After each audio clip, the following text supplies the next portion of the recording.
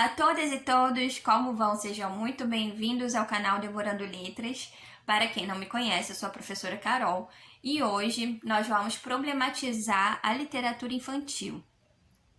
Seu conceito, seu ensino, a relação da crítica literária diante da literatura infantil e a relação desse texto literário com o seu respectivo leitor.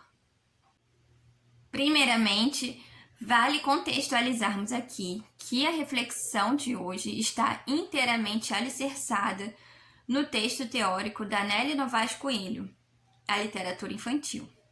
Dessa perspectiva, Nelly Novaes Coelho deixa bem claro que a literatura infantil é, sobretudo, literatura, é, sobretudo, arte, e, essencialmente, ela não se diverge da literatura voltada para adultos, certo?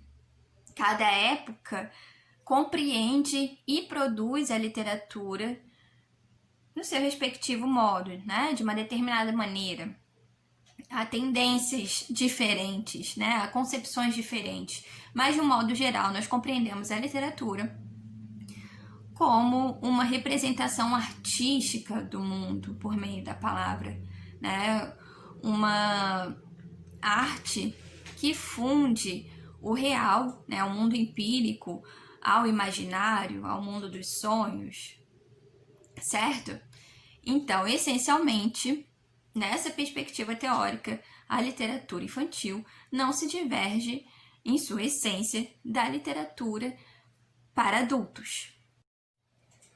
Sob este rótulo de literatura infantil, nós temos fábulas, nós temos contos de fadas, lendas, mitos, romances, enfim, uma série de gêneros literários diferentes.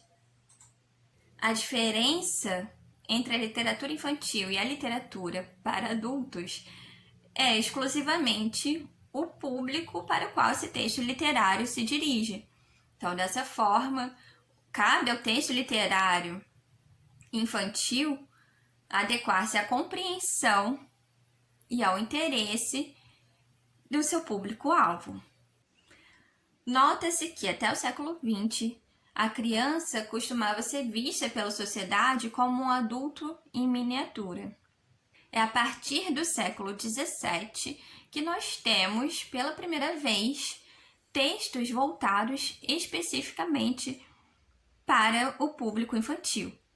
Então, do século XVII ao século XX, os textos literários voltados para esse adulto em miniatura costumavam se limitar a adaptações de obras originalmente voltadas para adultos, como, por exemplo, a adaptação da Odisseia. Historicamente, o conhecimento desenvolvido pela psicologia experimental alterou de forma determinante a perspectiva da produção literária voltada para o público infantil. Isso porque a psicologia experimental desenvolveu o conhecimento que altera a perspectiva da sociedade sobre a criança. Então, a partir do século XX, a criança deixa de ser vista como um adulto em miniatura e passa a ser compreendida como um sujeito humano em desenvolvimento. Esse desenvolvimento acontece em etapas diferentes, né, em idades diferentes. Então, essa perspectiva de um ser em desenvolvimento com diferentes fases muda o olhar da sociedade sobre a criança e, consequentemente, da produção literária voltada para esse público. Para cada etapa do desenvolvimento da criança, há um determinado estilo de linguagem literária, ideal para a compreensão e para o despertar do interesse desse público para o texto literário. Então, a quantidade de imagens, a quantidade de texto, a intensidade da interferência, né, da orientação do adulto no percurso dessa leitura. Nós, professores de letras, trabalhamos com o público denominado pela Nelly Novaes Coelho como leitor crítico. Costuma ser o leitor que tem entre 12 a 13 anos. É um leitor que já tem o domínio total sobre a leitura e uma capacidade bem desenvolvida de reflexão. Nessa etapa, o convívio do leitor com o texto literário deve extrapolar uma mera fruição.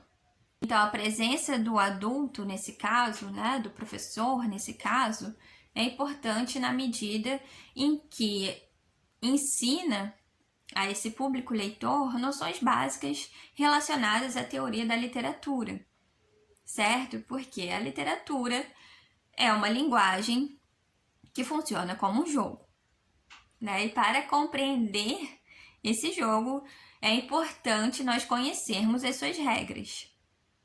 De uma forma geral, nós podemos conduzir esse leitor a uma compreensão sobre o texto literário por meio de 3 perguntas essenciais.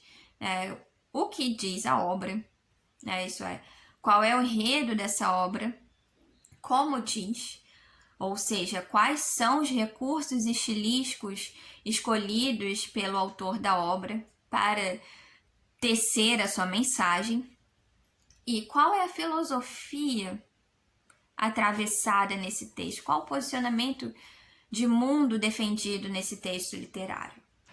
Lembrando que, de acordo com a Anélia Novaes Coelho, os grandes textos literários infantis são sobretudo arte, são sobretudo literatura. São textos que divertem, mas que ao mesmo tempo ensinam novas formas de ver o mundo. Ou seja, um bom texto literário é aquele cuja estética é atravessada por uma filosofia, por um posicionamento diante do mundo. Historicamente, as poéticas costumam ser tecidas de acordo com a sua tendência sócio-histórica cultural. Em tempos em que a sociedade atravessa por transformações, por substituições de valores, costuma-se predominar o aspecto lúdico da obra literária. Isso porque esse elemento lúdico contribui, da sua respectiva forma, com a desconstrução de valores cristalizados ao longo do tempo.